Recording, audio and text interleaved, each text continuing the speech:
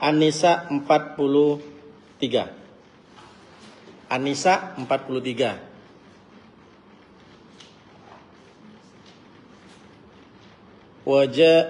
Auja ahadu minkum minal ghaiti. Ada spidolnya, Bu? Saya agak ini. Iya. Ini musim saya. Siswa saya masih. Auja aminkum minal ghaiti. An-Nisa, Bu ya. An-Nisa 43. Ini tulisan Arabnya. Auja'a minkum minal ghaiti. Auja'a hadun. Auja'a ahadun.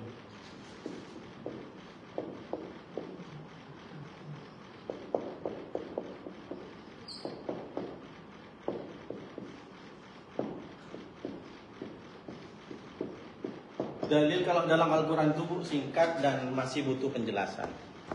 Auja'ah ahadum minkum minal ghaid artinya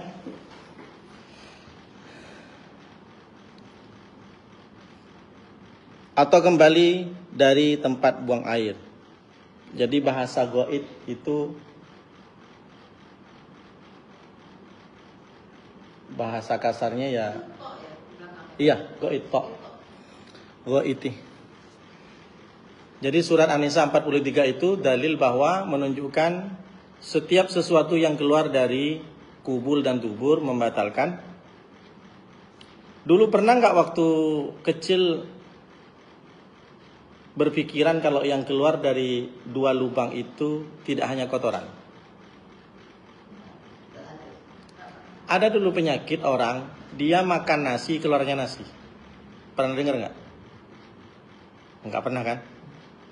Teman saya mati keadaan muda. Baru semester 3. Anaknya polisi, sehat. Jadi penyebabnya adalah terlalu minum.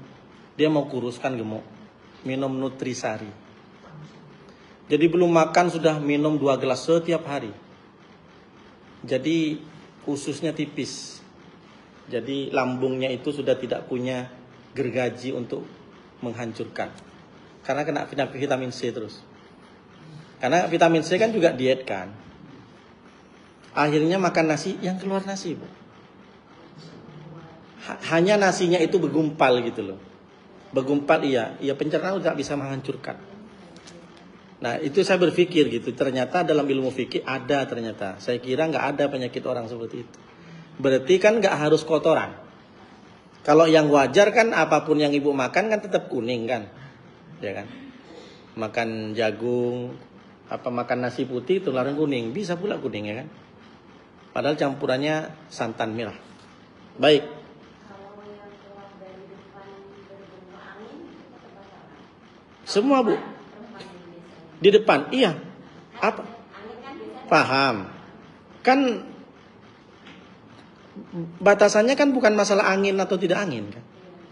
Apapun yang keluar dari 2 lubang itu. Jangankan angin gitu. Keluar pertamax. Yang keluar pertamax ibu taruh di bensin, ditaruh di motor, jalan motor itu. Kan aneh kan, Bu? Jadi menurut Bu Nasiro kan angin tuh harus di belakang. Ya, perempuan juga kentut dari depan. Pak Ustadz kok tahu? Saya punya istri kok. Ibu senang. Ibu kan Ibu Nasiro yang mancing, bukan mancing sih. Pertanyaan gitu, iya. Saya paham. Iya, menanya begitu karena saya juga menyaksikan. Itu hebatnya perempuan, kentutnya bukan dari belakang. Oh iya. Baik. Nggak usah diperlama lah. Kemudian hadis Nabi riwayat Imam Bukhari dan Muslim, tulis Bu. Kemudian kalau hadis Nabi riwayat Imam Bukhari dan Muslim.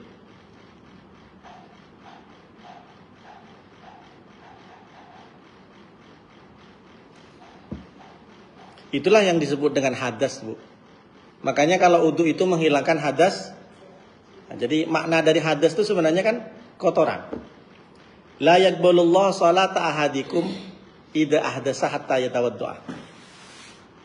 Ini hadis Nabi. Satu istrinya enggak. La yaqbalullahu salata ahadikum. Enggak, ini yang penting karena Imam Bukhari. Kalau yang dari Ibnu Majah saya enggak tulis. Salat ahadikum idza ahdasa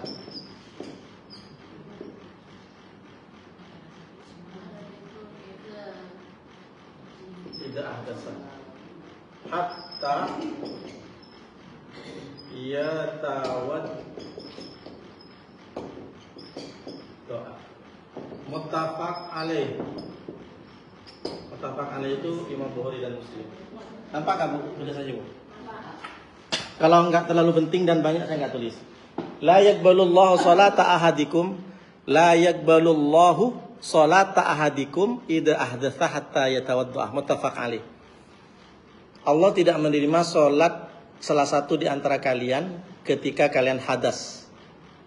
Berarti tidak menerima salat di antara kalian ketika kalian hadas hatta yatawadda, sampai kalian berwudu. Ini penting Bu ya, makanya ketika ibu sholat itu harus diyakinkan betul aku hadas atau tidak. Sampai berwudu. Hatta yatawadda.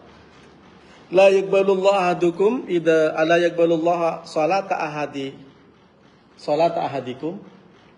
idza ahdasa hatta yatawadda. La yaqbalullahu salata ahadikum idza ahdatsa hatta yatawadda. Allah tidak menerima salat kalian jika kalian hadas, keluar hadas, mau hadas besar atau hadas kecil, hatta yatawadda, sampai kalian berwudu. Muttafaq alaih. Hadis ini Imam Bukhari dan Muslim. Baik. Ajengan Ujang, Kiai Ujang.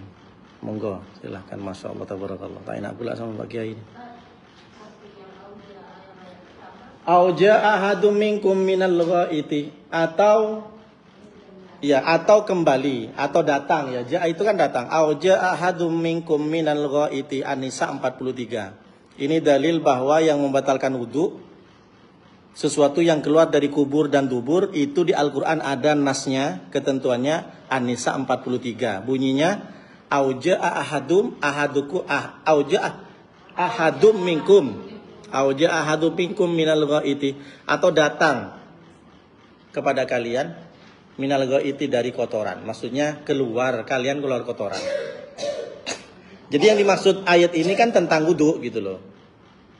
Jadi tidak semua Al-Quran itu tentang peperangan. Paham maksudnya?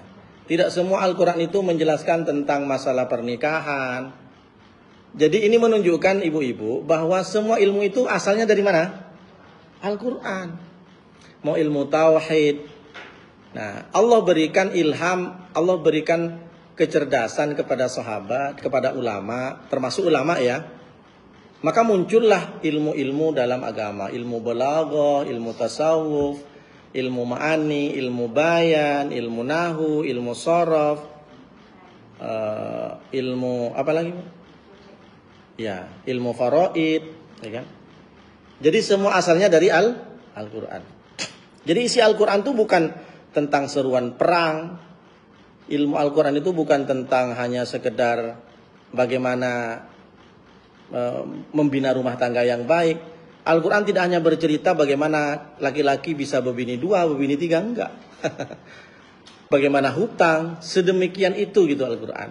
Makanya orang-orang sekarang tuh banyak, mohon maaf, di TikTok banyak Bu yang ngejek-ngejek Al-Quran. Banyak. Saya kadang ngikutin, ada yang namanya Edis TV, itu kurang ajar betul. Mereka kan punya Bible itu kan banyak enggak benar, banyak direvisi. Al-Quran siapa yang berani revisi? Berani revisi berarti dia murtad. Itulah menangnya Al-Quran, tidak bisa direvisi. Mau dari Sabang sampai Merauke, mau dari Indonesia sampai ke Maroko, semua Al-Quran berbahasa Arab. Mau dia India, mau dia itu Pakistan, mau dia Switzerland, mau dia Kanada, mau dia Nigeria, mau dia bahasa Afrika. Tapi kalau Al-Quran satu bahasanya, harus dan wajib belajar Al-Quran bahasa Arab. Beda dengan agama lain, mereka sesuai dengan daerahnya. Kalau kebetulan daerah Flores, ya berarti kitabnya bahasa Flores. Kebetulan orang Madura, bahasa pakai Madura. Kebetulan orang Jawa, jadi kitabnya pakai. Kalau Al-Quran enggak kan, tetap bahasa Arab, ada terjemahan. Makanya kenapa dulu saya kan gini, Bu. Apa alasannya mukjizat Nabi Muhammad itu kenapa Al-Quran? Dulu saya waktu kecil kan mukjizat itu kan harus yang wow. Seperti tongkat Nabi Muhammad. Nah, Al-Quran bisa apa? Ternyata dari zaman ke zaman sampai tahun milenial sampai zaman sekarang, zaman artificial intelligence, sampai zaman hari ini coding, cybercrime, digitalisasi cyberspace, ternyata Al-Quran masih bisa dipakai. Dan itu semua ada. Mau permasalahan apapun ada dalam. Termasuk masalah fikih. Oke, baik. Yang kedua, singkat ya. Hilang akal karena mabuk atau gila. Hilang akal karena mabuk atau gila.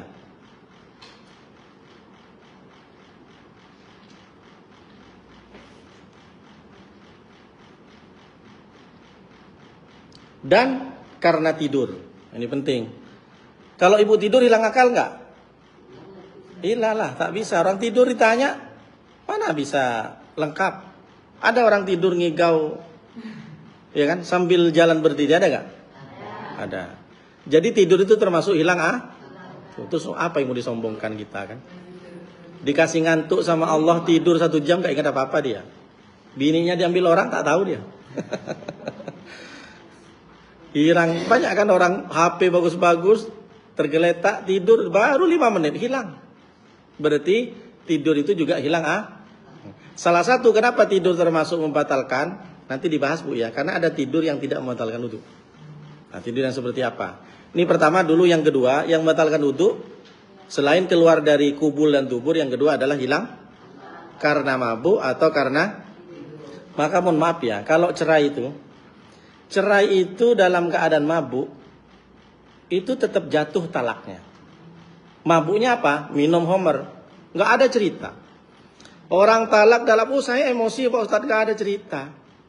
Kalau dia tuh tidur, apa bukan tidur ya? Apa hilang akal karena betul-betul gila? Jadi bukan karena disengaja mabuk. Kalau dia mabuk sengaja, itu tiba-tiba langsung gila orang itu. Itu nggak jadi cerai. Nanti dibahas di belakang ini Bu. Baik, hadisnya ini dari Abu Daud.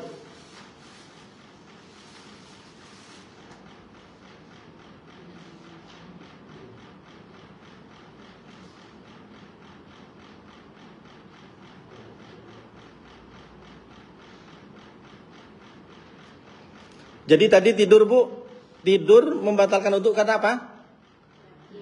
Hilang akal. Alasannya? Karena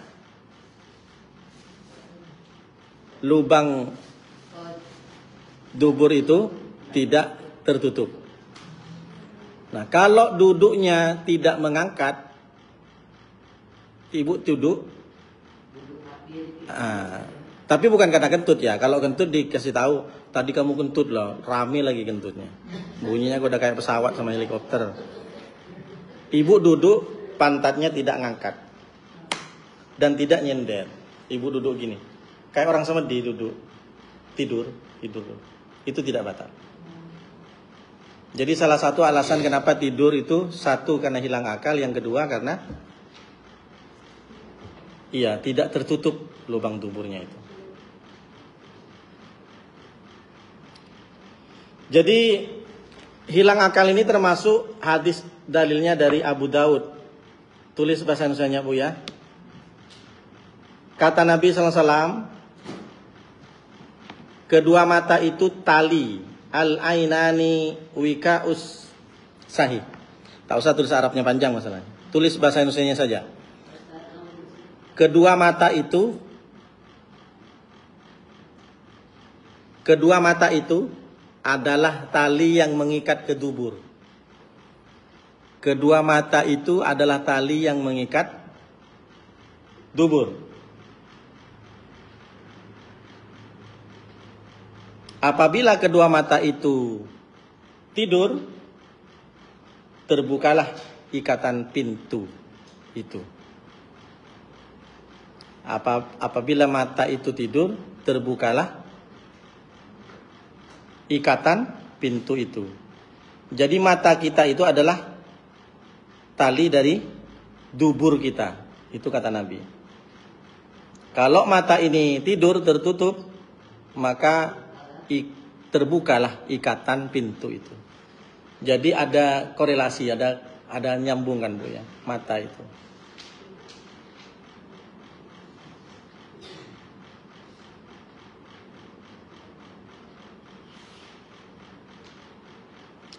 Berarti tidur yang tidak membatalkan wudu seperti mana Bu? Duduk tegap yang tidak mengangkat ya. Oke, baik. Yang ketiga, bersentuhan kulit laki-laki dan perempuan. Nah, ini yang banyak perbedaan ikhtilaf ulama. Karena dalil di Al-Qur'an itu hanya menggunakan An-Nisa 43. Jadi setelah ini dia.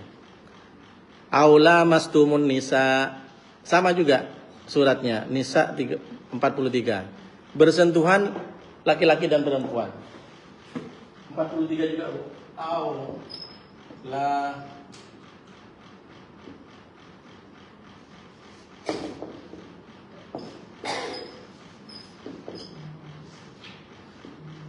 Aula mastumun nisa. An-Nisa 43. Iya, lanjutan.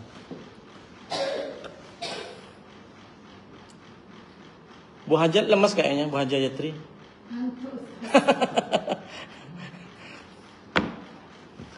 Begadang tahajud ya Bu ya, Masya Allah.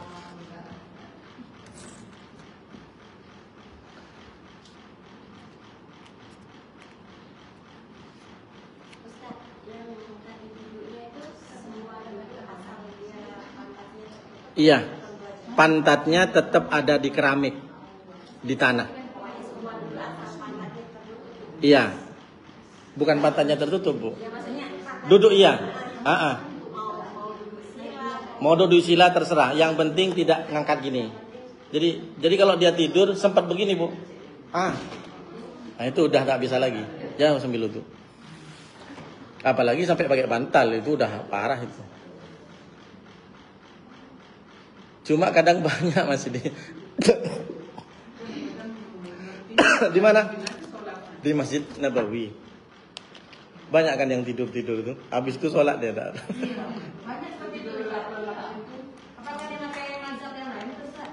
Kurang paham saya.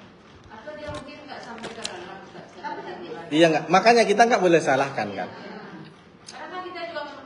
Saya juga tamu ke saya. Kau tidur tadi, mana tidur? Aku tahu kau ngaji tadi kayak mana. Kan malu sendiri kan. Belum lagi mereka kan aneh-aneh. Iya. Paham. Belum lagi orang sholat di sana kan banyak macam-macam. Ada yang sholat sujudnya pakai batu kan. Nah itu sih. Kita nggak bisa nyalain di sana karena mereka bukan alam kita. Kalau di sana kan banyak Bu. Sujudnya itu dia nggak sujud, ada yang pakai lutut aja. Ada. Iya. Jadi saya pun bingung karena saya nggak mengaji semua kan. Saya tahunya kan Imam Syafi'i, Madzhab Syafi'i yang benar sujud begini, yang benar sujud laki-laki begini. Sholat pakai kaos kaki itu boleh nggak Ustaz? Boleh. Jadi nampak kakinya tapi dia pakai kaos kaki. Maksudnya kan gini, dia kan nampak tapi pakai kaos kaki itu loh. Jadi nggak di bawah kaki bajunya gitu. Bajunya ngantuk. Enggak, Kak. Kakinya nampak atau tidak? Tidak, dia pakai kaos kaki. Oh, enggak masalah, Bu. Jadi ada Enggak masalah, kalau perempuan enggak masalah. Kadang katanya Mbak, ujung jari ini harus menyentuh ke lantai. Enggak, itu kan bukan kewajiban. Yang sujud itu ada 7. Anggota sujud itu kan ya. Imam Syafi'i mewajibkan anggota sujud yang 7 harus dibuka. Tapi itu kan ikhtilaf, bukan termasuk rukun. Rukun sholat itu sujudnya. Paham? Anggota sujud yang 7 itu ya ikhtilaf ulama. Berarti walaupun enggak kena pun sholatnya sah, sholatnya sah ya? Bagi imam madhab yang lain. Kalau Imam Syafi'i ya tidak sah. Ya ibu ikut yang mana? Anggota sujud kan dahi, hidung, tangan 2, udah berapa? 1, 2, 3, 4, lutut 2, 6, kaki 2. Iya. 1, 2. Kita di perjalanan kan sholat pakai kayak gini aja, kita nggak mau kena, gitu. Tidak masalah. Ini kan gini, Bu. Wujud kaki itu nampak katanya gitu. Kan wujud itu salah. Kan yang penting kulit kaki yang nggak nampak. Jadi saya berdebat gitu loh Ustaz. Nah, yang menjadi patokan itu bukan bentuk kakinya, aurat.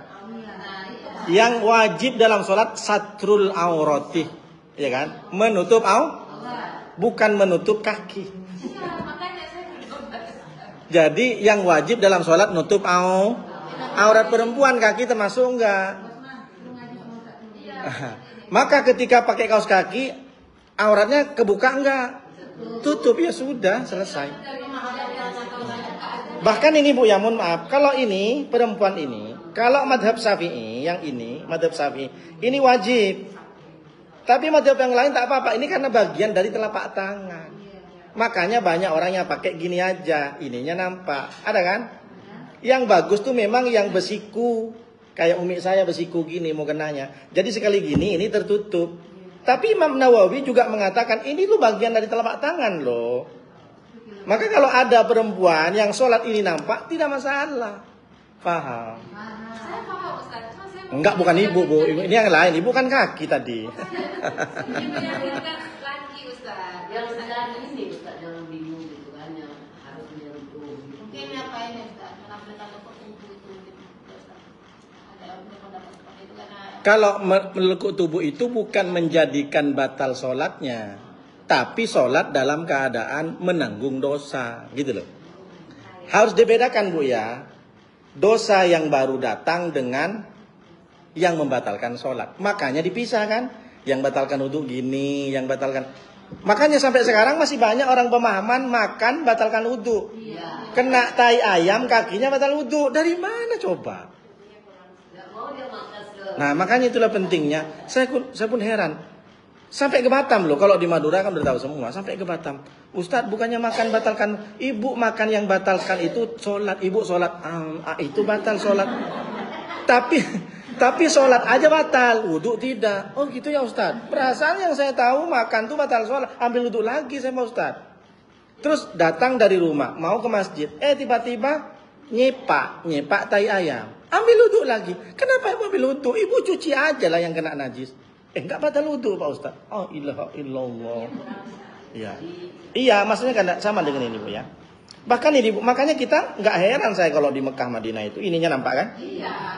Karena rambutnya Ustaz keluar itu yang gini aja gampangin aja. Tapi kan sama ibu punya. Ya, tapi kalau kita ya jangan nih. Kalau yang rambut itu kan aurat, jelas rambut itu. Nah, kalau ini enggak, masih. Nah, ini bagian kata Imam Nawawi, ini bagian dari telapak tangan juga gitu loh. Makanya banyak orang pakai gini, ada pakai baju biasa kan. Allahu Akbar perempuan itu kan. Makanya kalau orang yang fanatik dalam masalah agama, dalam sholat itu suruh datang aja ke Mekah Madinah. Tengok orang itu. Iya. Nanti kan ada kita bahas berwudu tidak mengusap kaki tapi ngusap sepatu. Itu yakhuf namanya. Itu yang bagaimana dalam keadaan apa? Dalam keadaan sehat kok bisa. Nah, tapi tengok, check it out. Oke. Ustaz, yang sholat kan pakaian tidak boleh disujudi. Ya, Jadi, itu madhab Syafi'i batal sholatnya. Jadi, banyak yang tidak tahu. jangan bersujud ke kain yang bergerak dengan badan kita. Jangan sujud ke kain yang bergerak dengan gerakan kita. Itu sudah dibahas di kitab Minhajul Qawim yang sebelumnya. Nah, banyak kan mau kenanya. Ingat Bu ya, madhab Syafi'i. Kalau madhab lain tidak masalah. Tapi kalau saya biar nggak bingung, tetap saya ikut. Jadi saya pakai sorban. Nah, ketika saya sujud, sorbannya kena sujud, itu tidak boleh. Jangan bersujud ke kain yang ikut dengan gerak, yang nempel dengan badan kita. Ingat, itu kan banyak gini-gini kan. Nah, malah jadikan sejadah. Kadang ini karpetnya kotor, dia khawatir gitu saja. Iya.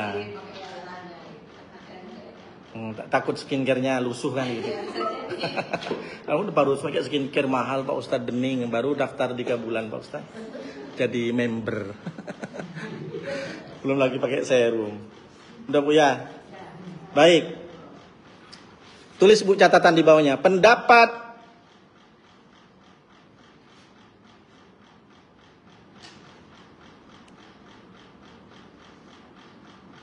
Madhab Syafi'i tentang ayat 43 An-Nisa. Pendapat Madhab Syafi'i.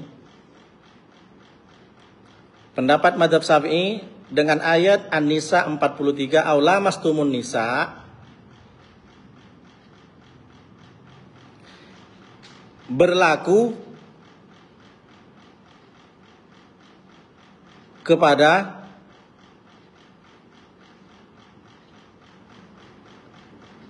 yang bukan mahram. Jadi kalau bukan mahram batal. Kalau menurut Imam Syafi'i itu yang dimaksud dari ayat aula mastumun nisa. Kalau madhab lain, berarti menurut Imam Syafi'i kalau bukan mahramnya termasuk suami istri tersentuh, menyentuh, tak sengaja menyentuh, batal sholatnya. Paham? Ayatnya ini. Tapi menurut madhab Syafi'i. Kalau madhab yang lain berarti Hanafi, Maliki, berbeda-beda.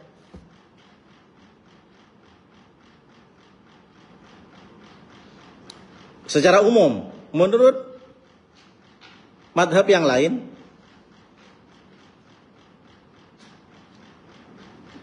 ini yang dimaksud ayat ini Bu ya. Bersentuhan tangan, bersentuhan kulit laki-laki dan perempuan yang bukan mahram tidak membatalkan wudhu, karena yang dimaksud ayat tadi bersetubuh. Kalau menurut madhab yang lain secara umum, yang dimaksud dengan aula mastumun nisa, An-Nisa 43, bersentuhan kulit laki-laki dan perempuan meskipun bukan mahramnya tidak membatalkan wudhu, karena yang dimaksud adalah bersetubuh. Nah, itu Ibu sebagai catatan. Jadi kita Bu kalau belajar fikih dengan luwes dan seperti ini, Ibu tak gampang menyalahkan. Biasa aja. Jadi beragama itu santai Bro. Jangan dikit-dikit mengharamkan orang. Iya Bu, karena punya pendapat ya sudah lah, nggak usah nyalahkan. Ya, jadi yang waras ngalah gitu.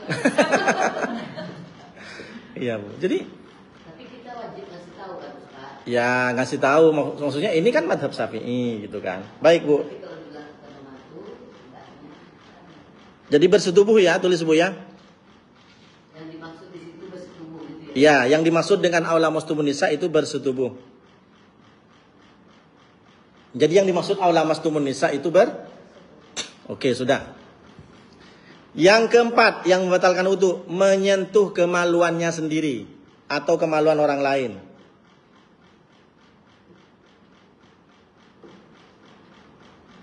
Menyentuh kemaluan sendiri atau kemaluan orang lain dengan telapak tangan. Dengan telapak tangan, berarti dengan perut ya. Perut tangan ya. Kalau yang di belakang itu namanya apa? Punggung tangan. Yang ini, depan ini perut. Meskipun kemaluan sendiri. Aduh gimana Pak Ustadz, gatel katanya. Kadang ngepokin anak. Tunggu dulu nanti dibahas.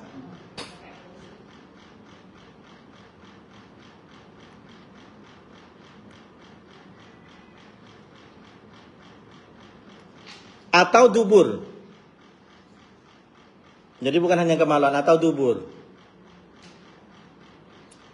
Baik dewasa ataupun anak-anak. Madhab Syafi'i. Paham ya?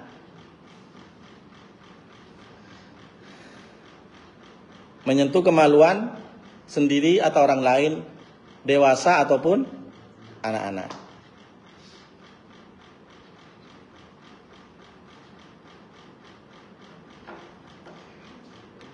Yang batal wudhunya yang bukan yang disen. Jadi kalau cebuin anak kan anak sendiri. Nah, anak sendiri laki-laki. Ya kan? Disentuh kemaluannya. Kan harusnya kalau kita pegang anak sendiri meskipun dia ada balik, kan nggak batal wudhu. Kalau anak sendiri kok laki-laki. Tapi kalau menyentuh kemaluannya karena dia sakit, maka batal. Mau anak-anak atau dewasa. Nggak bisa. Tetap batal. Apalagi punya orang lain. Punya sendiri Sering dikatakan anak-anak karena dia cebok. Iya. Batal Bu. Kalau madhab Syafi'i. Kalau selain madhab Syafi'i, anak-anak yang belum balik nggak batal. Tapi telapak tangan ya. Nah, jadi gimana caranya biar nggak batal? Cebokin dengan ini. Iya gimana? Bisa nggak? Atau pakai gini kan? Bisa kan? Nah itu bisa kan? Gimana Bu? Ya lebih bagus, nggak tersentuh langsung kan? Ada penghalang kan? Nah ini ibu ini kan masih punya anak kecil kan? Atau gini aja kan bisa kan? Itu tangan aja atau sama telapak kaki? Kan soalnya Tangan Bu, tangan. Kalau kaki pakai perut kaki gimana? Ayo cebok nak. Ayo enggak, ini enggak disebut, ini tangan. masalahnya ibu saya belum pernah kayak gitu. Iya, berarti itu ibunya alim Bu, alim fikih dia. Itu pakai ini ya. Iya, berarti ibundanya ibu ini alim fikih dia, ngaji fikih dia, Masya Allah. Kalau kaki enggak masalah. Nah, jadi kalau ibu gatal misalkan, katanya pakai kaki sini bisa nggak? Betul Pak. Enggak, ini kan mumpung dia bilang kaki kan. Nah, berarti kalau kaki enggak, hanya tangan. Itulah Bu, sedemikian rupa diatur dalam agama itu. Kenapa Bu? Karena tangan kan memang kehormatan tangan tuh ada gitu kan. Kalau tangan kanan, makanya kita pun disuruh berperilaku dengan saudara kita seperti tangan kanan dan tangan. Meskipun tangan kiri bilang saya ini selalu kotor terus. Kamu enak, apa-apa salaman, makan. Tapi kan jangan sangka, jangan salah. Tangan kiri kalau punya jam tangan mahal, taruh sini. Tapi meskipun pakai jam tangan mahal, kan tangan kanan yang bantu. Maka sepertilah tangan. Kita dengan bersaudara seperti tangan kanan dan tangan kiri. Selalu kompak, saling tolong menolong.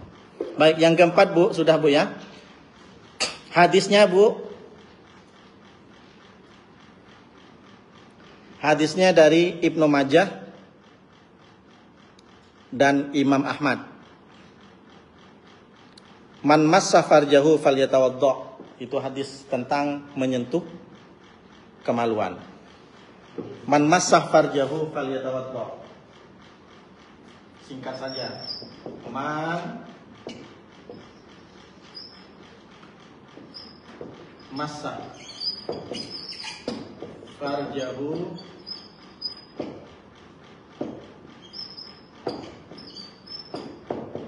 falyatawaddo. Man massa farjahu falyatawaddo. Siapa yang Man atau mana? man massa. Mana? Oh mana? Mana dirimu, mana diriku? Mana sumpah janjimu? Ada lagu itu ya. Oh mana janji mana?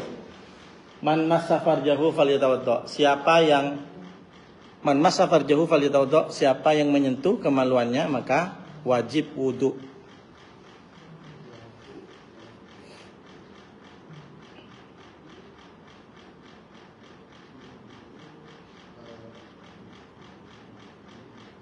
Baik, di bawahnya Bu. Ulama lain menyentuh kemaluan tidak membatalkan wudu. Hadisnya ada juga.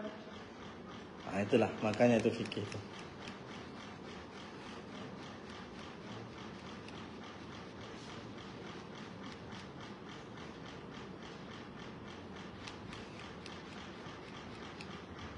Satu ketika sahabat curhat sama Rasulullah, ya Rasulullah. Ya boleh. Mau tulis Arabnya apa? Agak panjang Arabnya. Kalau tak artinya aja. Karena ada hadis Rasulullah, riwayat Abu Daud, Tirmidzi dan Nasa'i. Abu Daud, Tirmidzi dan Nasa'i. Jadi ulama yang tidak membatalkan wudu memegang kemaluan karena ada hadis Nabi riwayat Abu Daud, Tirmidzi dan Nasa'i. Ada satu sahabat yang bertanya kepada Rasulullah, ar-rajulu yamussu dzakaru alaihi wudu'un ya Rasulullah. Ada seorang sahabat, dia sudah berwudu tapi dia pegang dzakar. Dzakar itu Bang Joni. Iya kan tak ini Bu. Jangan Ibu senyum, kan Bang Joni nama orang kan. Tapi Ibu kok ketawa. Jadi mau bilang siapa? Bang Nuruddin gitu. Tak mungkin saya bilang Bang Nuruddin kan. Oh ada nama Pak Joni suaminya ya. Mohon maaf ya Pak. Ya. Oh ya siap. Oh, sorry Bu. Kebiasaan saya bilang Bang Joni kan. Jadi kata sahabat, ya Rasulullah, ada seorang sahabat setelah berwudu dia pegang kemaluannya, laki-laki. Apakah dia berwudu? Kata Nabi, enggak usah. Nah, tulis Bu. Innama huwa bid'atun minkah. Sesungguhnya itu adalah sepotong dari daging kalian. Ibu ketawa juga. Ya, ada seorang sahabat berwudu, habis wudu dia pegang kemaluannya, laki-laki. Alaihi wudu'un ya Rasulullah. Apakah dia harus berwudu lagi? Lah, tak usah. Innama huwa bid'atun minkah. Pakai dot bukan dal. Bid'atun minkah. Enggak usah. Kenapa ya Rasulullah? Karena sesungguhnya itu adalah sepotong daging dari tubuh kalian.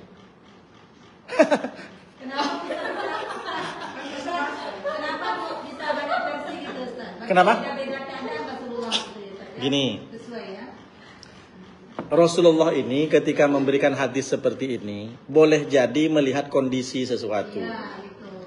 Nah, ditengok orang ini mungkin dari ke dalam keadaan penyakit dan sebagainya. Sama dengan sholat qadha. Hadis mengqadha sholat dan tidak mengqadha sholat ada sesuai versi ulama.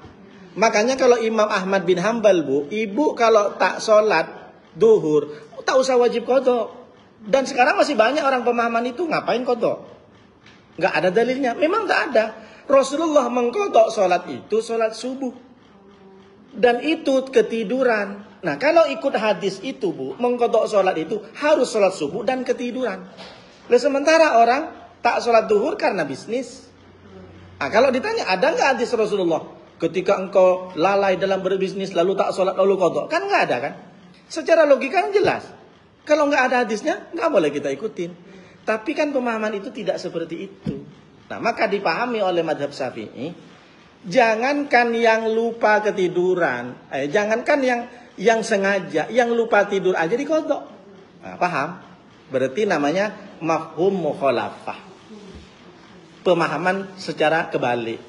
Dan itu hasil ulama semua. Itulah kenapa Rasulullah bilang Bu, al ulama warasatul anbiya. Sekarang udah tak ada sahabat, tak ada nabi, maka ikutilah ulama.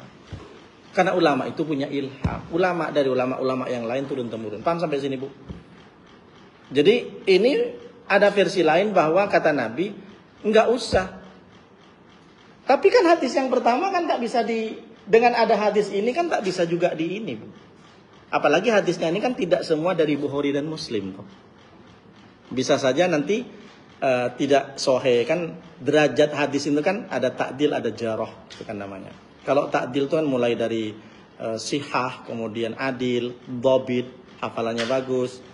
Kemudian ada hadis hasan, ada hadis soleh, ada jarah. Yang jarah ini kan yang semua lemah, dari mulai dhaif, dari mulai matruk, dari mulai maudhu, dari mulai lemah layyinul hadis, lemahnya kata-kata. Jadi perbedaan hadis ini kenapa banyak riwayat?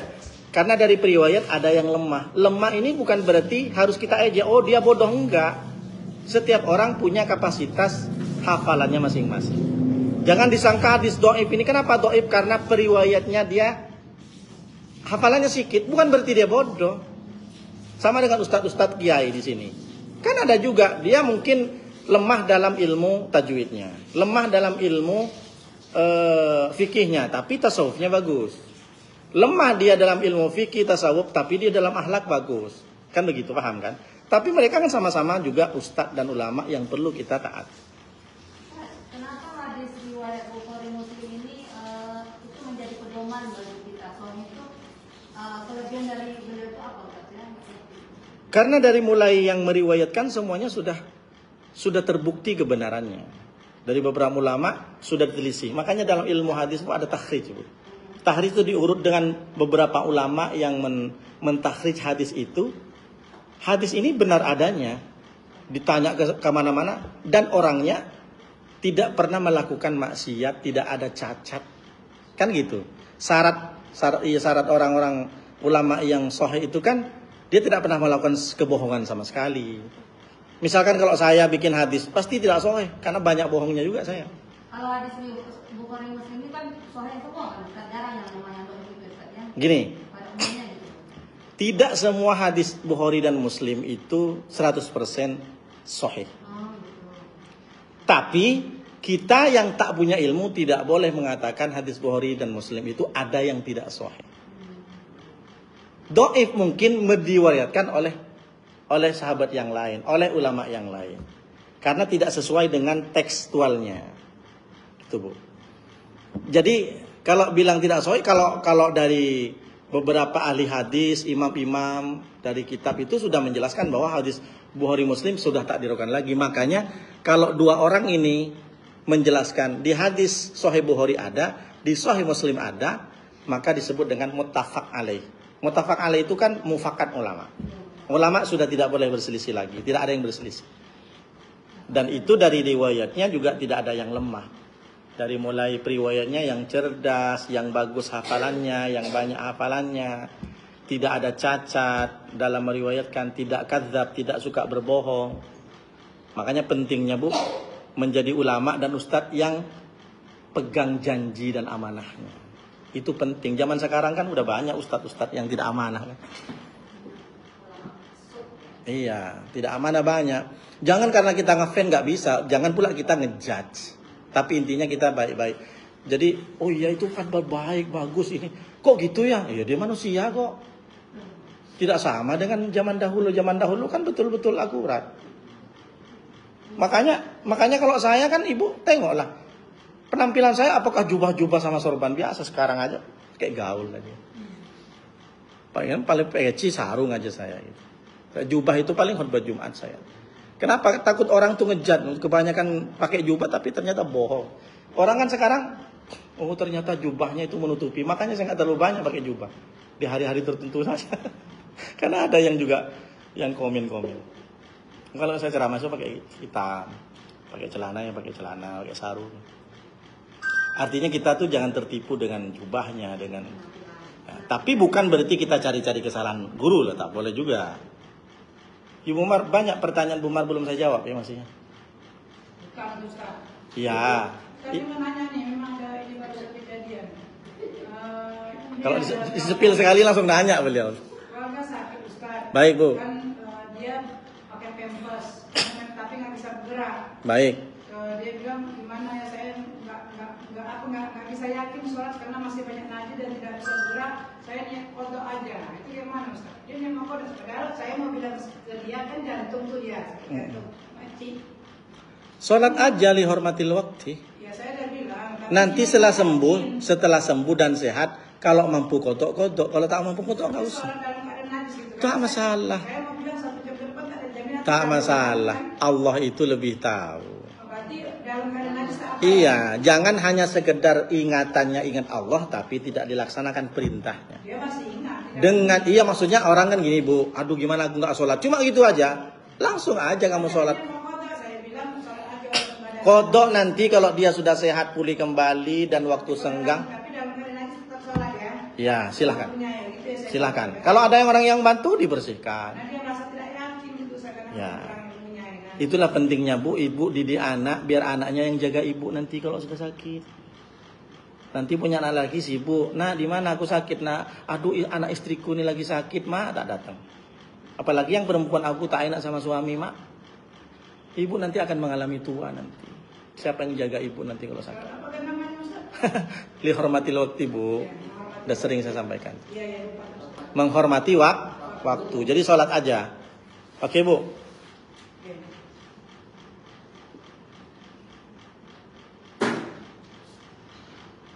Jadi kata Rasulullah hanya sepotong, dan itu, Bu, tidak jumhur. Yang jumhur tetap memegang kemaluan batal.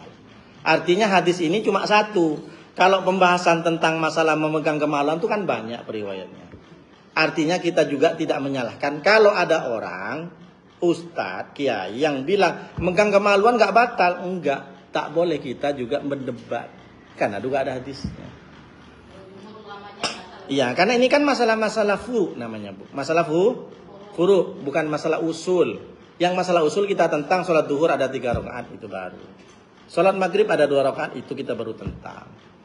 Haji itu bukan ke Mekah, tapi ke Mesir atau ke Bogor, itu kan, atau ke PIH, kan Ka'bah juga gitu kan. Nah, itu yang kita tentang. Baik, bab yang kedua, menyapu sepatu atau khuf ya. Menyapu sepatu. Tulisannya, Bu, saya tulis ini aja, Bu. Apa? Keterangannya aja. Jadi ketika ibu berwudu tidak mau buka sepatunya, syaratnya satu. Syaratnya satu. Ya. Sepatu dipakai sesudah suci secara sempurna. Ya, kedua sepatu itu hendaklah dipakai sesudah suci secara sempurna.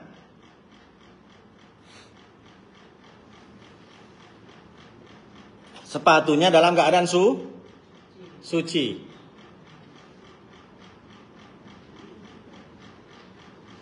Yang kedua, sepatunya menutup mata kaki. Ibu tahu mata kaki? Sepatunya menutup mata kaki.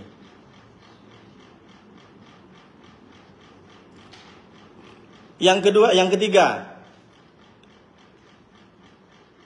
bahannya kuat, bisa dipakai jalan jauh.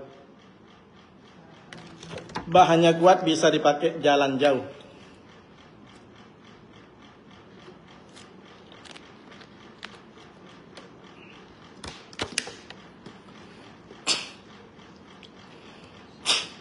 Itu syarat-syarat sepatunya ya, sepatunya. Oke. Untuk orang yang pakai sepatu. Orangnya yang pakai sepatu.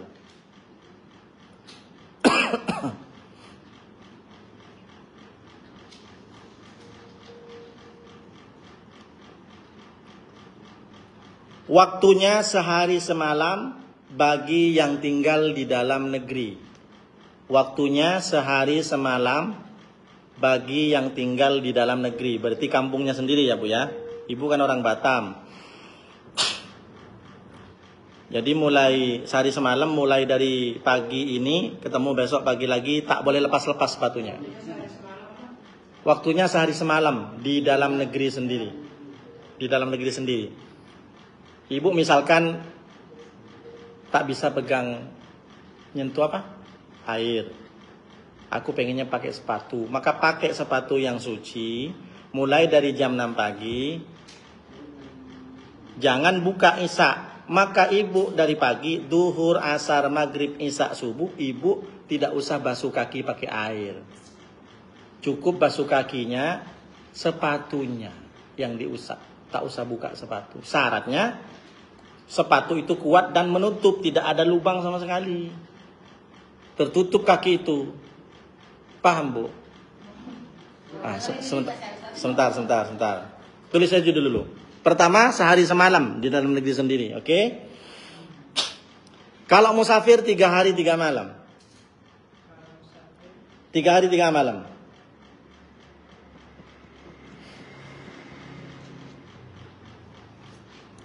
3 hari 3. Ibu kakinya ada luka, anggaplah ada luka. Maka diharuskan pakai pembalut. Pakai pembalut kan?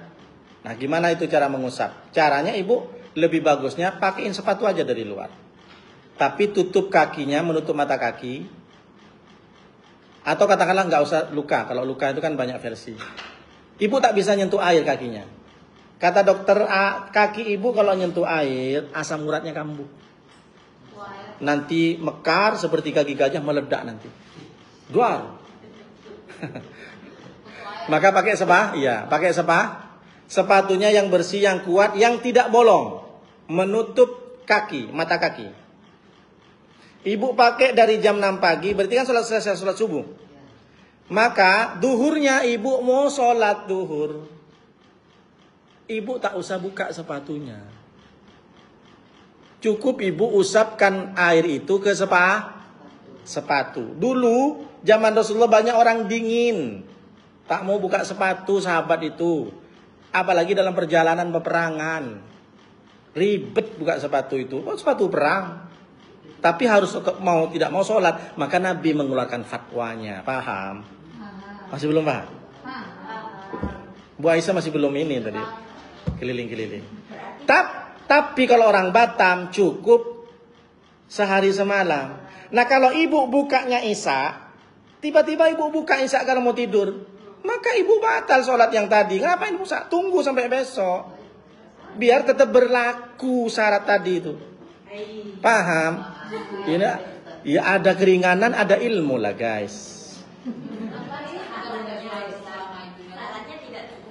Iya, syaratnya tidak terbuka. Kalau ibu buka nanti Isya, maka ibu nggak ada gunanya yang tadi. Ngapain kau buka? Ini syaratnya sehari semalam loh. Kalau orang Batam. Kalau pakai kaos kaki aja nggak bisa. Ganti sepatu loh. Ini sepatu, kalau ke kaos kaki itu dikias namanya, tidak masalah. Yang penting ibu apa? Maksud tujuan ibu pakai kaos kaki apa? Gaya-gayaan lah Pak Ustadz gitu. Ah, itu beda lagi lah. Ibu pakai sepatu kenapa? Pakai kaos kaki kenapa? Gimana kalau di Mekah itu Ustaz? Karena modul tuh ramai. Kalau mau safir 3 hari syaratnya. Tetap dibuka, kadang di hotel dibuka. Iya berarti kan tak ini. Pokoknya 3 hari tuh usah buka-buka. Jadi kita duduk di Mekah itu kan kadang seperti itu. Tak ambil ayam zam-zam kan itu kan ramai laki-laki. Jadi pasang buka kaos kaki. Jadi Lah iya memang itu iyalah dibuka. Iya. kalau kami kan pasang aja tuh. Nah makanya ibu kalau nggak mau buka pasang ya udah pakai aja terus. Pastikan suci terus. Makanya jangan kemana-mana. Masa ke toilet juga dipakai Ustaz. Lah iya. Itu nilai mana Ustaz kadang saya di sana itu seperti itu. Enggak, maksud saya kira-kira kalau nggak dibuka bisa nggak disucikan, disiram suci gitu kalau memang tertutup najis. Karena ini memang syarat. Kalau nggak gitu ya udah setiap kali wudu tak usah buka. Itu risiko kecuali ibu punya borok atau segala macam. Makanya harus sesuai Bu, harus chemistry, harus apple to apple. Kalau hanya sekedar dingin sebentar pakai kaos kaki, artinya ada keringanan dalam Islam tapi apple to apple, sesuai nggak? Ya keringanannya itu Pak. Nah ibu sekarang gimana? Kalau saya sentuh air Pak Ustadz semenit saja tebak. Masalah itu, ini masalah auratnya gitu Ustaz. Kalau kita buka kaki, kaos kaki kan samping kiri kita itu kan banyak laki-laki juga. Oh tidak mau. Nanti, Kalau maksudnya buka auratnya, oh nggak masalah Bu. Itu kan sudah tempat darurat. boleh Ustaz. Nggak boleh ibu aja nyentuh orang India boleh, tapi dengan sengaja. Dengan kan buka aurat. Ya Ustaz. Nggak boleh. Yang penting ibu buka kakinya tuh alasannya uduk kan? Nggak masalah. Tidak masalah. Tapi udah sering melakukan juga Ustaz. Waktu kita di perjalanan ya kita sudah Ini Bu, ke Madinah. pokoknya kalau untuk urusan umroh dan haji itu semuanya Banyak keringanan. banyak dispensasi. Beda ladang, beda momen, beda medan, beda ibadah. Kalau untuk urusan tawaf sa'i, tak masalah. Bahkan mohon maaf, ada ustadz yang ekstrim. Pak ustadz, saya tawaf 6 Pak ustadz. Tinggal 1, tiba-tiba kentut Pak ustadz, lanjutkan aja. Lalu daripada ketinggal, saya bilang, aduh gimana? Udah nanti ketinggal, ini udah tanggung 1, nanti sa'i. Jadi gimana ustadz? Allah lebih tahu. Dan dia mau minta antar ke toilet. Macam mana minta antar ke toilet? Orang lah Rabbana atina, udah sesak kayak gitu. Pak Ustadz kentut. Iya kena dam. Ya kalau hukum yang asli kan tawaf kentut ya batal tawafnya toh. Tapi dan gimana dalam kantor darurat? Masa hanya gara-gara satu rusak susu sebelanga kan gitu. Yang lain ibu banyak masih yang saya perhatiin bu. Ibu masih umur 50 nih tengok 70 80 nih bu. Ada ya obat penahan buang angin. Makanya bu perhatikan makanannya. Yang bisa bikin kentut makanan apa sih? Jengkol. Buat mana yang tahu? Jagung enggak jagung kan? Enggak yang banyak. Makanya bu, alhamdulillah saya berkali-kali umroh ke Mekah Madinah itu, alhamdulillah udah nggak pulangnya berangkatnya nggak demam, karena tahu triknya. Sampai sana nggak geragas, saya nggak geragas. Kasih tahu lah. Iya jangan makan macam yang aneh-aneh lah. Kalau pagi itu kan ada mie, ada santan, saya ambil telur sama nasi putih aja, pakai saus sedikit, dah makan. Kalau orang lain pakai sambal, pakai santan. Sampai ke Pak Ustadz sakit perut, itulah semua dimakan. Makanya makan buah bu, nggak bakal mati bu, makan jeruk, semangka itulah. Jangan turuti nafsu kita. Kita dalam keadaan kan kita perang istilahnya kan. Ibu kan ada vitamin toh bu, makanya bawa dari sini. Kalau saya kan bawa teri sama tempe itu dimakan 2 sendok sama nasi udah, masya Allah. Kentang Mustafa bu, masya Allah. Ini ntar lagi kan bareng istri saya, so istri mau nanti bawa ini. Iya. Nanti bawa ini, mantap lah kalau ada istri kan. Tak bisa aneh-aneh nanti kan. Dengerin dulu. Kenapa bu? Belum ada di sana. Ayo bu kalau mau, masih banyak seatnya. Jadi gini bu ya. Jadi kalau untuk urusan Mekah Madinah semuanya sudah dikasih dispensasi. Makanya wudhu pun setengah gelas Sanford itu udah bisa. Alirkan, kan disemprot itu kan mengalirkan. Yang penting ketika disemprot kalau nggak mengalir, karena kan syaratnya